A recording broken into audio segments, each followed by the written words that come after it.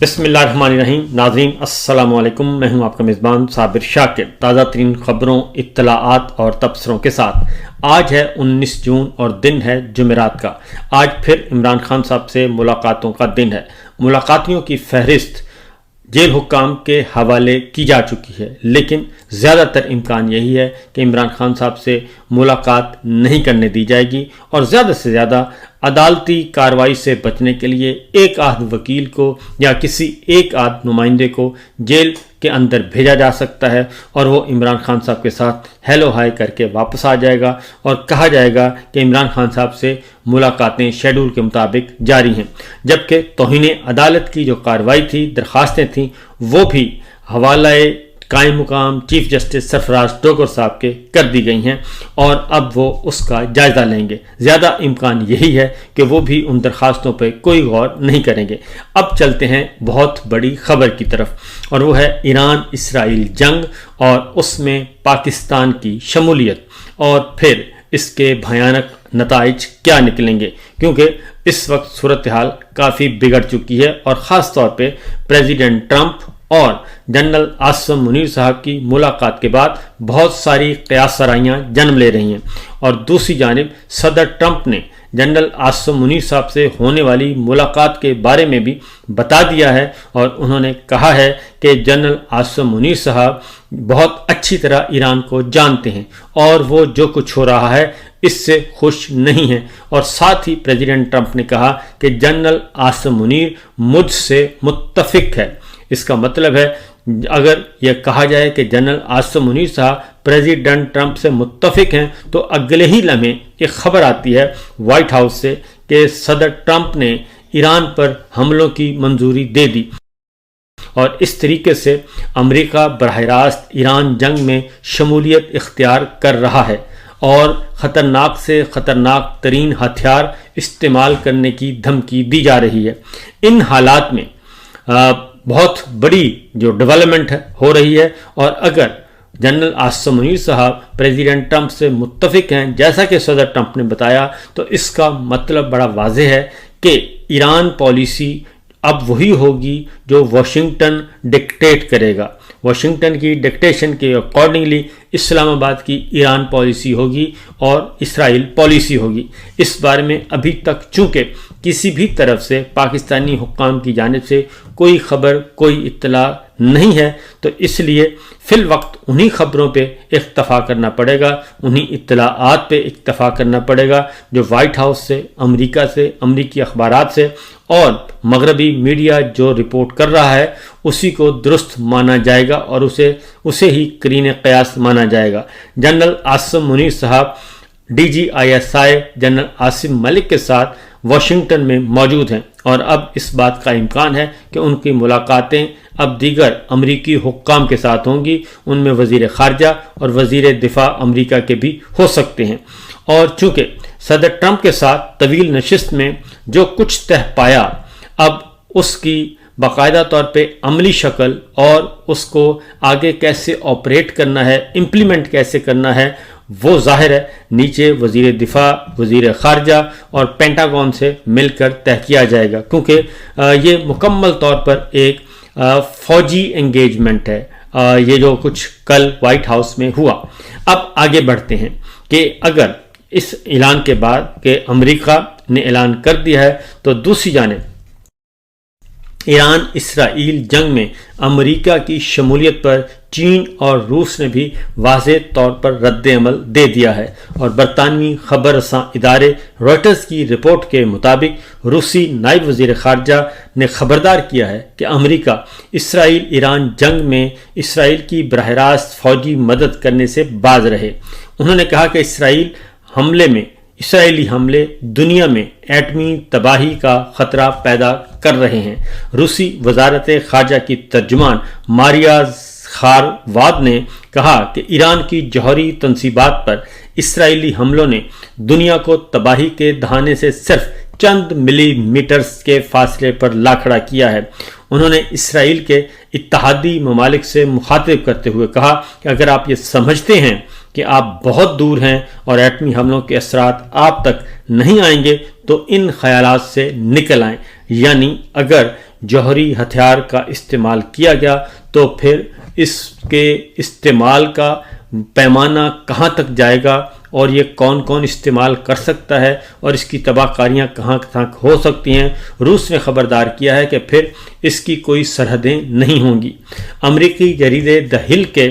مطابق روس کی وزارت خارجہ سے جاری بیان میں کہا گیا ہے کہ مغربی ممالک جوہری عدم پھیلاؤ کے عالمی نظام کو سیاسی انتقام کے لیے استعمال کرنے کی کوشش کر رہے ہیں۔ یہ کوششیں انہیں بہت مہنگا پڑیں گی، کیونکہ ماسکو کے لیے یہ بالکل ناقابل قبول ہیں کہ جوہری عدم پھیلاؤ کو بطور ہتھیار استعمال کیا جائے۔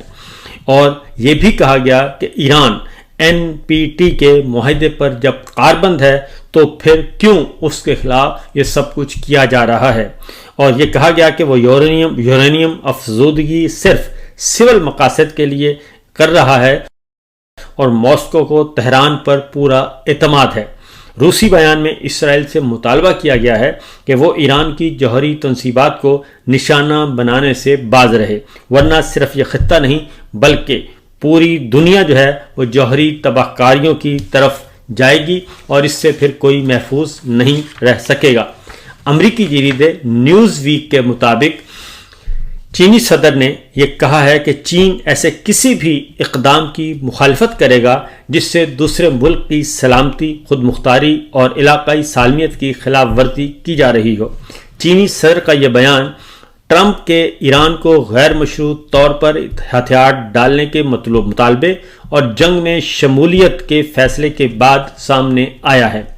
جس کی ٹائمنگ انتہائی معنی خیز بتائی جاتی ہے۔ چینی صدر کا کہنا تھا کہ اسرائیل ایران جنگ میں اسرائیل کی حمایت کرنا صدر ٹرمپ کے اپنے بیانات کی نفی ہے، جس میں صدر منتخب ہونے کے بعد کہہ رہے تھے کہ اب دنیا میں مزید کوئی جنگ نہیں ہوگی، کیونکہ صدر ٹرمپ نے یہ کہا تھا کہ وہ جنگ مخالف ہیں اور پہلے سے جاری جنگوں کو بند کروائیں گے، جیسا کہ یوکرین اور روس کے درمیان جنگ بند کروانے کی کوشش کی جا رہی ہے اور جیسا کہ پاکستان اور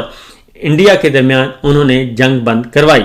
اس لیے چین کے صدر نے کہا کہ پریزیڈنٹ ٹرمپ ایران اور اسرائیل کے معاملے میں اپنے ہی اصولوں سے انحراف کر رہے ہیں۔ نیوز ویک کی رپورٹ میں یہ کہا گیا ہے کہ یہ نہ سمجھا جائے کہ چین ایران کے لیے کچھ نہیں کر رہا یا کچھ نہیں کرے گا۔ چین کا آئندہ کا رد عمل امریکی رد عمل پر منحصر ہوگا کہ وہ ایران کے خلاف میدان جنگ میں کیسے آگے بڑھ سکتا ہے، یعنی تیل دیکھیں گے اور تیل کی دھار دیکھیں گے۔ امریکہ کا اسرائیل ایران جنگ میں شمولیت کس لیول کی ہوگی، اسی طرح کا رسپانس چین کی طرف سے دیا جائے گا، اور اگر ایران کے خلاف کوئی جارحیت کی گئی تو چین جو ہے وہ ایران کے ساتھ کھڑا ہوگا۔ یہ ایک بنیادی نقطہ ہے جو کہ چین کی طرف سے واضح کر دیا گیا ہے۔ اس کی وجہ میں آپ کو بتا دوں کہ ایران کے اندر جو چین کا بھی بیلٹ اینڈ روڈ انیشیٹو اور سی پیک جو تجارتی راہداری ہے، ان پروجیکٹس میں بھی چین کے اندر بہت زیادہ انویسٹمنٹ ہے اور تجارتی راہداری کا ایران ایک اہم ملک ہے۔ اس لیے چین کے اپنے مفادات، مالی مفادات، تجارتی مفادات، سیاسی مفادات اور اسٹریٹجک مفادات ایران کے اندر موجود ہیں۔ اس لیے ایران کے اندر کسی بھی قسم کی کوئی تبدیلی بزور قوت کرنے کی کوشش کی گئی اور چین کے مفادات کو نقصان پہنچانے کی کوشش کی گئی تو آٹومیٹکلی چائنا جو ہے وہ ایران کے ساتھ کھڑا ہوگا۔ چین اور روس کے ان واضح بیانات کے بعد صدر ٹرمپ کے بیانات پر بھی اگر